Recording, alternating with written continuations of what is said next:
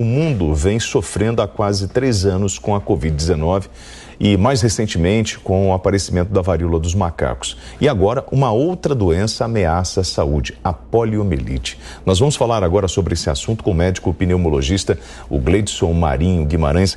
Gleidson, muito boa tarde. Aproveitando a sua participação, nós conversávamos aqui com a nossa equipe. Nos últimos dias, a circulação do vírus foi identificada em Londres e Nova York. O que isso representa para a gente?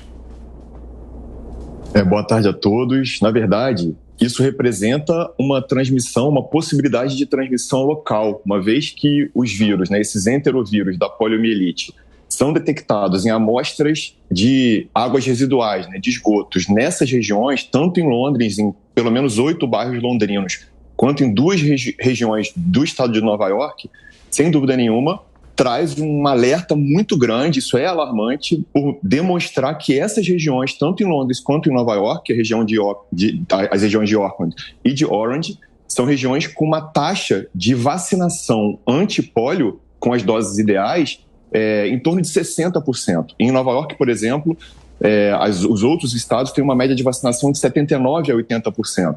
Então, isso chama atenção, sim, para que a gente dê muito mais importância à vacinação infantil.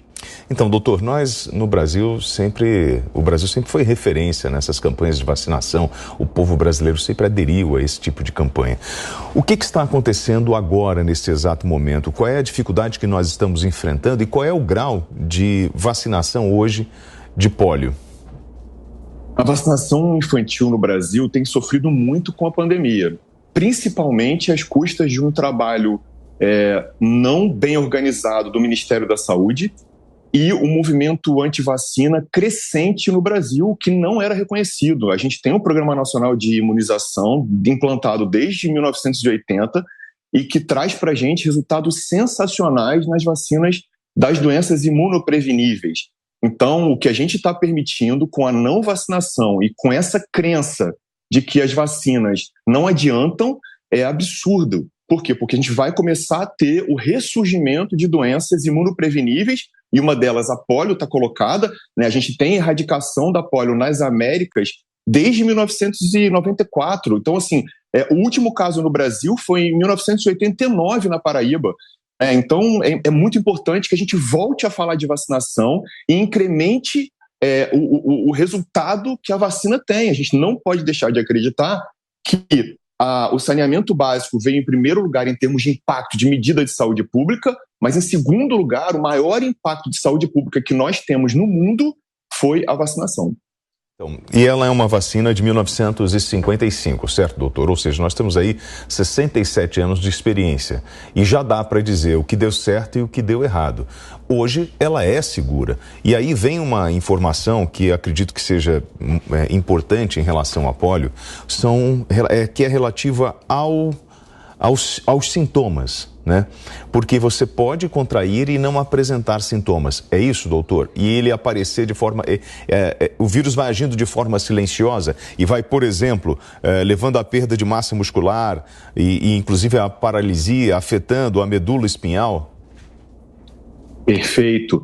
Dr. Jonas Salk, a gente tem que agradecer muito a ele, porque em 1954 ele desenvolveu essa vacina, depois de muitos anos de trabalho. Inclusive, a gente tem que lembrar que a vacina Coronavac é uma vacina bem semelhante em termos de tecnologia. Então, é uma vacina extremamente segura quando aplicada, em relação aos efeitos colaterais possíveis.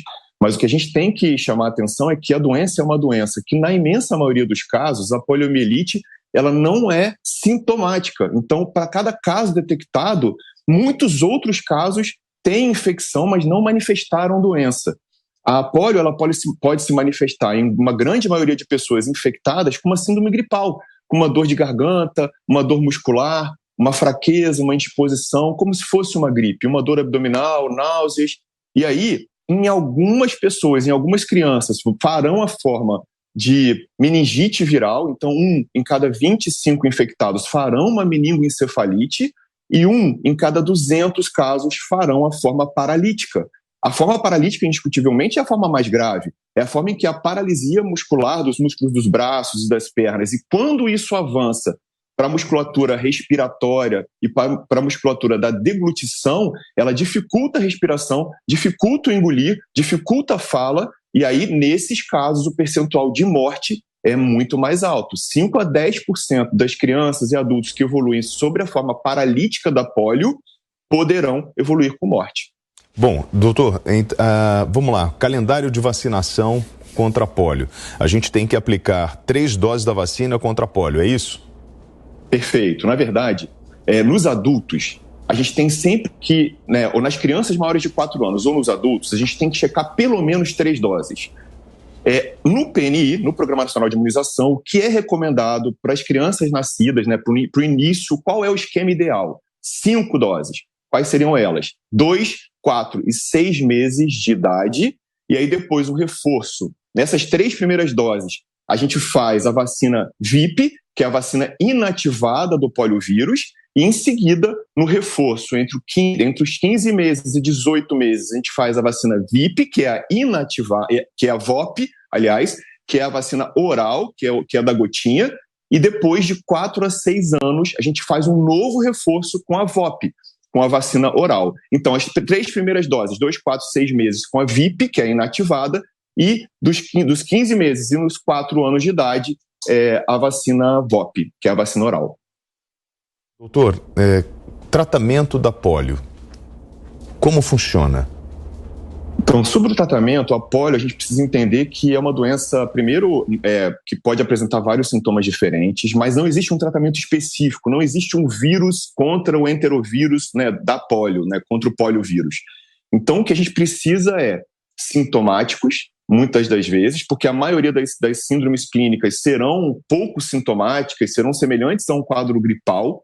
Então, a gente vai fazer medicações sintomáticas e acompanhar esses indivíduos com a doença, Então, após o diagnóstico, é muito importante esse acompanhamento, porque depois de 3 a 30 dias de contato, de infecção, ele pode desenvolver a doença. Não é uma doença que se desenvolve em 2, 3 dias, geralmente. A média de desenvolvimento para a doença é em torno de 10 dias. E a vigilância é muito importante, principalmente sobre a forma meningoencefálica, de meningite viral, e sobre a forma paralítica. Então, se existe a forma de meningoencefalite, os cuidados serão direcionados para uma meningite viral, e se existe a forma para paralisia, os cuidados podem chegar até mesmo necessidade de ventilação mecânica, o que faz com que essa insuficiência respiratória tenha que ser acompanhada pelo pediatra, pelo clínico, pelo pneumologista, como uma forma de tratamento. Quem não lembra dos pulmões de aço, daquilo que era feito lá, quando o número de casos de poliomielite eram absurdamente grandes e o número de mortes era muito relacionado à doença, principalmente na sua forma paralítica. Eram pelo menos 8 mil casos ano. Então, a gente precisa ter atenção para não voltar ou não permitir voltar para esse cenário tão triste que a gente viveu alguns anos atrás. Então, essa mentalidade de não vacinar, ela está associada ao que chamam assim, é porque eu estou tomando muito remédio, eu estou tomando muita vacina, eu tenho medo de como isso vai reagir no meu organismo. Ou seja, é um preconceito por desinformação? Perfeito. Muita desinformação e, infelizmente, à custa também de alguns profissionais de saúde. Então, a gente está há 34 anos sem polio no Brasil. Os Estados Unidos estavam há muito tempo sem polio no território americano. E a gente está brincando com a realidade brasileira. A gente está brincando com a realidade de não vacinar os nossos filhos por medo de pessoas que inventam histórias com relação à vacina. Então, a gente pode falar isso com relação às vacinas da Covid, com relação às vacinas da polio, com relação às vacinas da cachumba, do sarampo, da varicela, de todas as outras que compõem o calendário vacinal, e por conta de um trabalho feito por pessoas não treinadas e não capacitadas e não cientistas para um movimento anti-vax que está crescendo no Brasil, e isso chama muito a atenção e gera, sim, indignação das pessoas que trabalham sério em prol da saúde do indivíduo.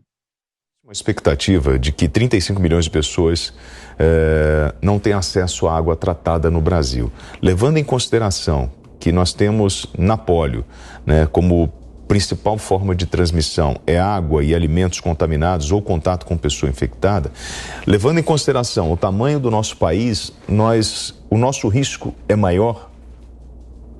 O O nosso risco é muito alto, William. Assim, a gente precisa entender que a polio é uma doença de transmissão fecal-oral, o que significa que água não tratada, esgoto não tratado, aumenta muito a disseminação. Em Londres, 119 amostras de vírus foram coletadas 119 tipos de vírus foram coletadas em 9 amostras na cidade de Londrina. 8 bairros de Londres foram detectados tendo pólio, tendo vírus da pólio nessas águas residuais. Imagina isso no Brasil.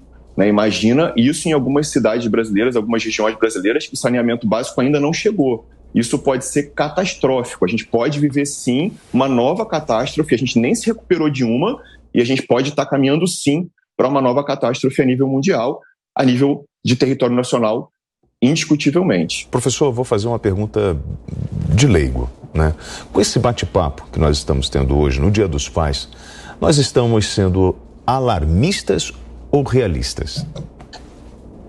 Eu acho que, quando a gente fala de vacina, William, a gente tem que ser alarmista, sim. Porque vacina, como eu já falei anteriormente, foi a segunda maior estratégia em termos de saúde pública, para promoção de saúde de uma forma geral.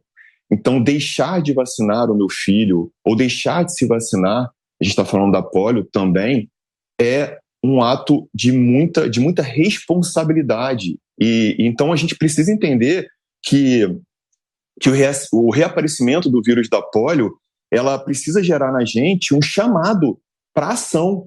A gente, profissional de saúde, todos nós, pais, mães, tios, primos, parentes, precisamos nos envolver numa chamada mundial de promoção de vacina.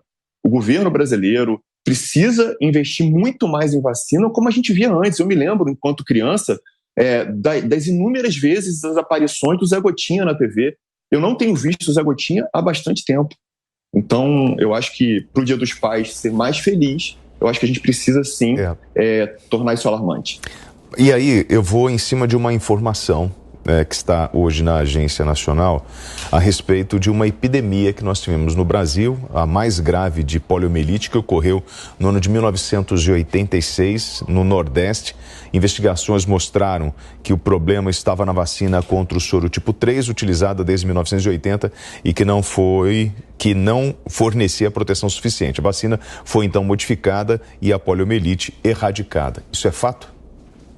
Fato, e na verdade a gente está vendo isso acontecer.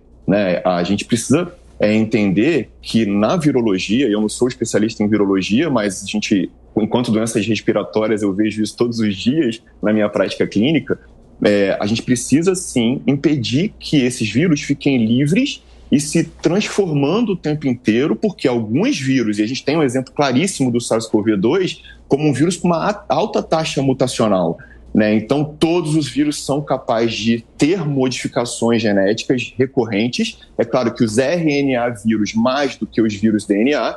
Então, é muito importante chamar a atenção, porque quanto mais a gente permite que esse vírus circule na natureza e circule entre as pessoas, mais chance de mutação ele vai ter e mais chance dele dominar novamente um cenário de uma doença tão forte, que gera tantas sequelas, como o pé equino, como a escoliose por conta de uma dificuldade para caminhar, por conta da paralisia, e toda uma série de outras questões, disso tudo voltar à tona e criar novamente um cenário muito mais triste. Então, professor, vou fazer 53 anos, E eu lembro da minha mãe me levando para as campanhas de vacinação e nós tínhamos como se fosse um dia de festa, O Brasil parava nas grandes campanhas de vacinação.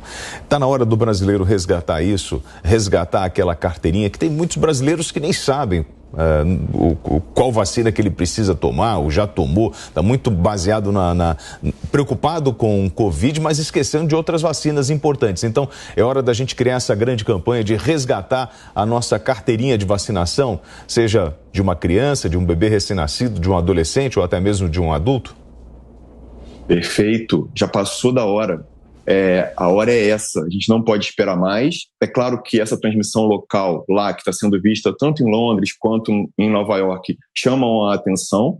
Por isso que o alarmismo não é para ninguém ficar desesperado, claro, mas é para a gente entender que essas duas regiões que tiveram uma chance de transmissibilidade, inclusive um caso relatado, como esse caso americano, na região de Nova York, mostra que nas populações com menor taxa de vacinação, né, de adesão à vacinação, a gente vai ter sim retorno de doenças imunopreveníveis que já estavam erradicadas.